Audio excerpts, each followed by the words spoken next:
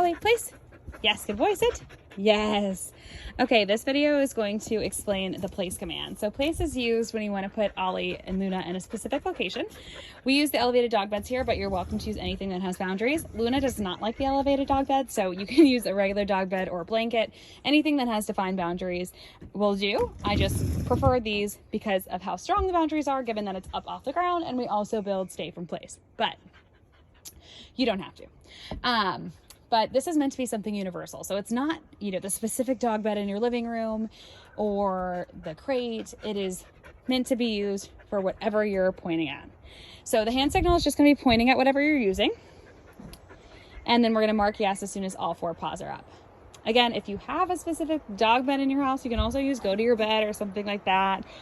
You can certainly train another command and use the same hand signal as place, and that'll help them learn it a lot faster. But we want this to stay universal because it can be really, really useful if you're out and about with them or even at the vet to get them on the scale. Place is really helpful.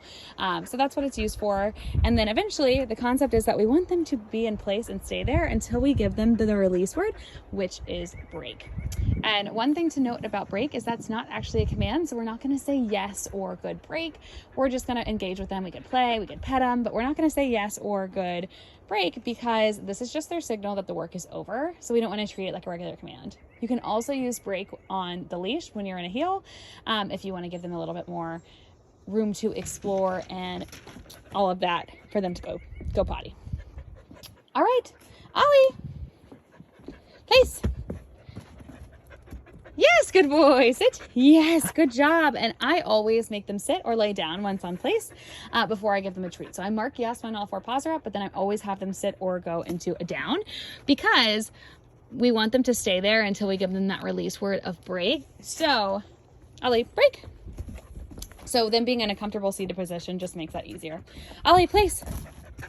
Yes, good boy. Sit. Ollie, place. Yes, good job. Sit. Yes, great job, Ollie. Ollie, look.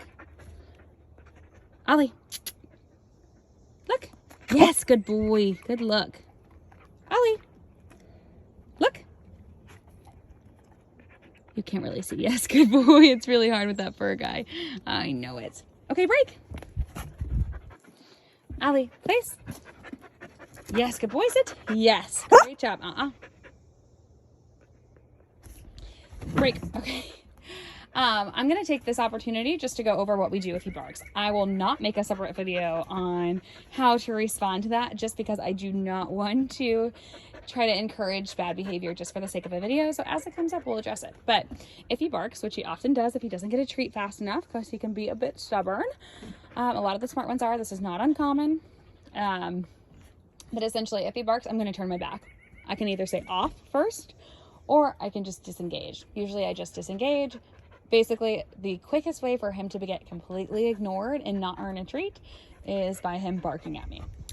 So I will, if he stops as soon as I turn, then I'll re-engage and we'll keep going. If he continues to bark, then the training session is just over. We keep training sessions really short here, especially for young puppies, and Ollie falls into that category as attention span is not super long. So training sessions are anywhere from 3 to 15 minutes, and we'll just do a bunch throughout the day. Again, we want to make this training so that it's something that you can tangibly practice and do throughout the day rather than having to restructure your whole life to keep up with it. So if you have an extra 5 minutes, you always have enough time to do a training session. Ollie, place. Yes, good boy. Sit. Yes. Ollie, settle. Yes, good settle. Good boy. Good boy. Off. Break. All right, so that is the place command. Again, it's meant to be something universal. We mark yes as soon as all 4 paws are up on whatever you're using as place. Again, anything can be used as place. It could be a blanket, a regular dog bed. It could be a park bench, whatever you want to use. It could be your couch if you want them up on there. Whatever it is totally fine. But the hand signal is just pointing at it. We mark when all 4 paws are up, and then our release word is break. And then just a side note, since we dove into addressing barking, we are going to say off and then disengage completely. And then if he stops, we'll re-engage. If not, that training session is over. but he's pretty responsive to it, so he does take the correction very well, and he usually settles down quickly. You can also use the settle command. He knows not to bark with that too. So let me know if you have questions about anything we went over in this video.